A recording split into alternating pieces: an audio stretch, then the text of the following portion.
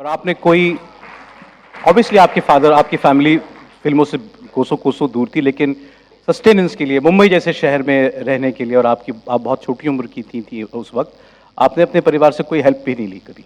मेरे परिवार से देखिए हेल्प लेने की कोई बात थी ही नहीं, क्योंकि ऐसा नहीं था कि मुझे पता था मैं मुंबई जाऊंगी या हीरोइन बनूंगी। मैं स्कूल छोड़ दिया था मैंने, तो मेरे पिताजी ने भी कहा कि भाई तुमने स्कूल क्यों छोड़ दिया। तो मैंने कहा मुझे स्कूल नहीं जाना, मुझे I want to do something in arts. तो उन्होंने कहा क्या, तो मैं थिएटर करने लग गई दिल्ली में, इंडिया हैबिटेट सेंटर।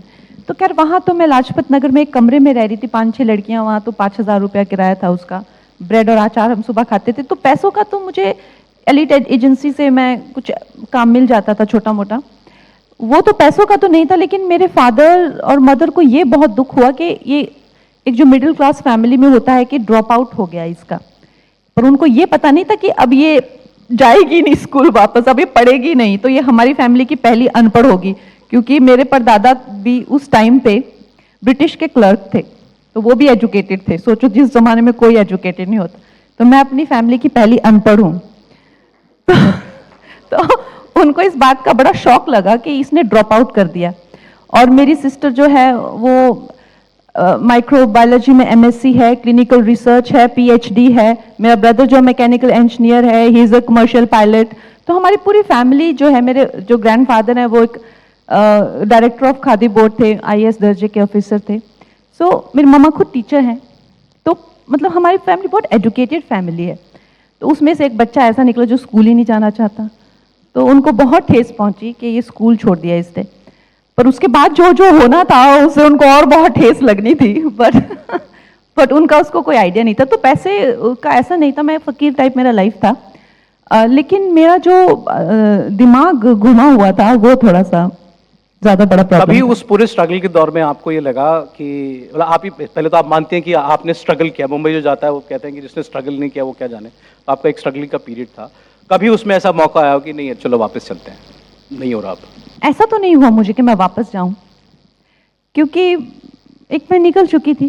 पर ऐसा मुझे ज़रूर लगता था कि जैसे मुझे एक मौका मिला गैंगस्टर से, तो उसके बाद ऐसा हुआ कि ठीक है आपकी गाड़ी पटरी पे आ गई, उसी लाइन पे आपको संघर्ष करना है, वो इतना मुश्किल नहीं होता। लेकिन जब से मैंने घर छोड़ा था उसके बाद में जो मैं भटक रही थी, चाहे मैं मॉडलिंग कर रही थी, चाहे मैं कुछ करने की कोशिश कर रही थी कुछ, वो टाइम बहुत ज़्यादा डिफ़िकल्ट था, बहुत ज़्यादा डिफ़िकल्ट था। बिकॉज मुझे पता ही नहीं था कि मेरा कुछ होगा भी या नहीं। पहली फिल्म मिलने से पहले? हाँ, उसके बीच में जो 1-2 साल का टाइम था, जब मुझे ऑडिशंस तो मैं देती रहती थी, तो मुझे लगता था 99% जो है मुझे इस बात का यकीन हो चुका था कि I will probably die in the crowd, like you know, like somebody जो कि जस्ट डिसअपियर्ड।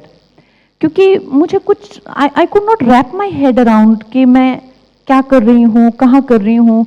इसका कोई सिस्टम भी नहीं है। जैसे हमारे यहाँ पे एग्जाम्स होते हैं ना, जैसे नीट का एग्ज़ाम दे दो, हमारे वहाँ पे कमीशन के एग्ज़ाम होते हैं हिमाचल में, तो कुछ भी नहीं। फिर कोई मैनेजर आते हैं, कुछ एजेंट्स आते हैं, कुछ कुछ बोलते हैं। तो एक थी मुझ में उस जो दौर था और वो जो मेरी उम्र थी, उस उम्र में और उस दौर ने ना मुझे बहुत ज़्यादा पका सा दिया, मतलब मैच्योर कर दिया बहुत ज़्यादा। और बहुत ज़्यादा किताबें पढ़ना, बहुत ज़्यादा फ़िलॉसफी पढ़ना, बहुत ज़्यादा पोइट्रीज पढ़ना, गम की बहुत शायरियाँ करना, ये सब करके, बिकॉज आई वॉज कन्विंस्ड कि maybe I will not make it in this lifetime. I was quite convinced जिस तरह से मैं हालात थे और ये था। लेकिन फिर भी मेरे अंदर जो एक चीज़ थी जो मुझे जीने नहीं देती थी, जो कि जुनून था, जिसकी मुझे डायरेक्शन नहीं थी कि कहाँ मुझे लेके जा रहा है ये जुनून। इट वाज ऐसा नहीं था कि मेरा उस पर कुछ जोर चलता था, वो जुनून था।